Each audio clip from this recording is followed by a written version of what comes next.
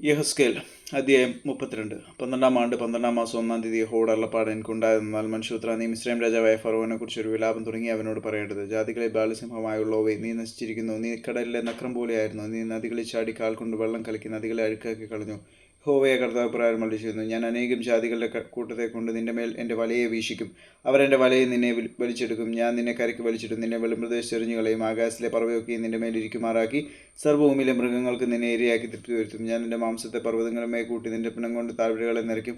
ഞാൻ നിന്റെ ചെളിനിലത്തെ മലകളോളം നിന്റെ രക്തം കൊണ്ട് നനയ്ക്കും. നീർച്ചാലുകൾ നിന്നാൽ നിറയും. നിന്നെ കെടുത്തു കളയുമ്പോൾ ഞാൻ ആകാശത്തെ മൂടിയതിലെ നക്ഷത്രങ്ങളെ കറുപ്പിടിപ്പിക്കും.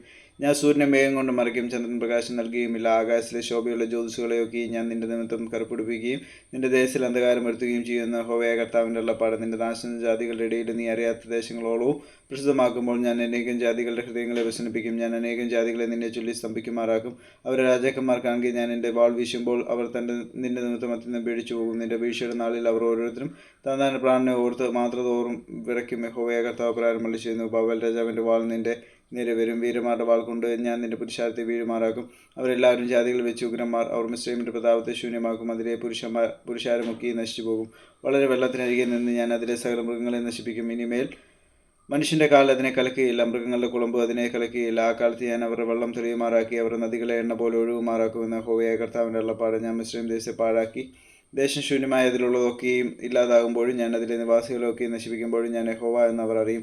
അവർ അതിനെക്കുറിച്ച് വിലപിക്കുന്ന വിലാപം ഇതത്രേ: ജാതികളുടെ പുത്രിമാർ ഇത് ചൊല്ലി വിലപിക്കും. അവർ മിസ്രയീമിനെക്കുറിച്ചും അതിലെ സകല പുരുഷന്മാരെക്കുറിച്ചും ഇത് ചൊല്ലി വിലപിക്കുമെന്ന് യഹോവയായ കർത്താവിൻ്റെ അരുളപ്പാട്. 12-ാം ആണ്ട് ആ മാസം 15-ാം തീയതി യഹോവയുടെ അരുളപ്പാട് എനിക്കുണ്ടായതെന്നാൽ, മനുഷ്യപുത്രാ, നീ മിസ്രയീമിൻ്റെ പുരുഷാരത്തെക്കുറിച്ച് വിലപിച്ച് അതിനെയും സ്തുതിപ്പെട്ട ജാതികളുടെ പുത്രിമാരെയും കുഴിയിലിറങ്ങുന്നവരോടുകൂടെ ഭൂമിയുടെ അധോഭാഗത്ത് തള്ളിയിടുക. സൗന്ദര്യത്തിൽ നീ ആരെക്കാൾ വിശേഷപ്പെട്ടിരിക്കുന്നു? നീ ഇറങ്ങിച്ചെന്ന് അഗ്രചർമ്മികളുടെ കൂട്ടത്തിൽ കിടക്കുക.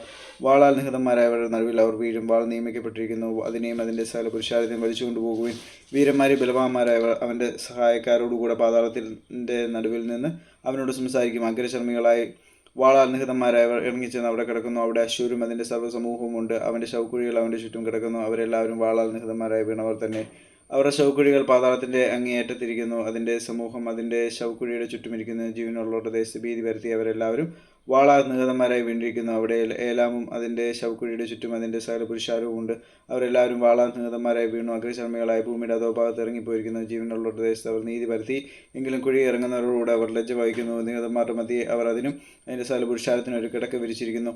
അതിൻ്റെ ശവക്കുഴികൾ അതിൻ്റെ ചുറ്റും ഇരിക്കുന്നു. അവരൊക്കെയും അഗ്രചർമ്മികളായ വാളാൽ നിഹതന്മാരാവുന്നു. ജീവനുള്ളവരുടെ ദേശത്ത് അവർ ഭീതി പരത്തിയിരിക്കാൻ കുഴിയിൽ ഇറങ്ങുന്നവരോടുകൂടെ ലജ്ജ വഹിക്കുന്നു. നിഹതന്മാരുടെ മധ്യേ അത് കിടക്കുന്നു. അവിടെ മേശയ്ക്കും തൂബലും അതിൻ്റെ സകല പുരുഷാരവും ഉണ്ട്. അതിൻ്റെ ശവക്കുഴികൾ അതിൻ്റെ ചുറ്റുമിരിക്കുന്നു. അവർ ജീവനുള്ളവരുടെ ദേശത്ത് ഭീതി പരത്തിയിരിക്കാൻ അവരൊക്കെയും അഗ്രചർമ്മികളായ വാളാൽ നിഹതന്മാരായിരിക്കുന്നു. അവർ ജീവനുള്ളവരുടെ ദേശത്ത് വീരന്മാർക്ക് ഭീതിയായിരുന്നതുകൊണ്ട് തങ്ങളുടെ അകൃത്യങ്ങളെ അസ്ഥികളെ മേച്ചുമെന്ന് തങ്ങളുടെ വാളുകളെ തലയ്ക്ക് കീഴെ വെച്ചും കൊണ്ട് അഗ്രചർമ്മികളിൽ പട്ടുപോയ വീരന്മാരായ പടക്കോപ്പോടുകൂടെ പാതാളത്തിൽ ഇറങ്ങിയവരുടെ കൂട്ടത്തിൽ കിടക്കേണ്ടതില്ലയോ? നീയോ അഗ്രചർമ്മികളുടെ കൂട്ടത്തിൽ തളർന്നു പോവുകയും വാളാൽ നിഹതന്മാരായവരോടുകൂടെ കിടക്കുകയും ചെയ്യും. അവിടെ ഏദോമും അതിൻ്റെ രാജാക്കന്മാരും സകല പ്രഭുക്കന്മാരും ഉണ്ട്. അവർ തങ്ങളുടെ വല്ലഭത്വത്തിൽ വാളാൽ നിഹതന്മാരായവരുടെ കൂട്ടത്തിൽ കിടക്കേണ്ടി വന്നു. അവർ അഗ്രചർമ്മികളോടും കുഴിയിലിറങ്ങുന്നവരോടും കൂടെ കിടക്കുന്നു. അവിടെ വടക്കേ പ്രഭുക്കന്മാരെല്ലാവരും നിഹതന്മാരോട് കൂടെ ഇറങ്ങിപ്പോയ സകല സീദോന്യരുണ്ട്. അവർ തങ്ങളുടെ വല്ലഭത്വത്താൽ പരത്തിയ ഭീതി നിമിത്തം ലജ്ജിക്കുന്നു. അവർ അഗ്രചർമ്മികളായി വാളാൽ നിഹതന്മാരായവരോടുകൂടെ കിടക്കുകയും കുഴിയിലിറങ്ങുന്നവരോട് ലജ്ജ വഹിക്കുകയും ചെയ്യുന്നു.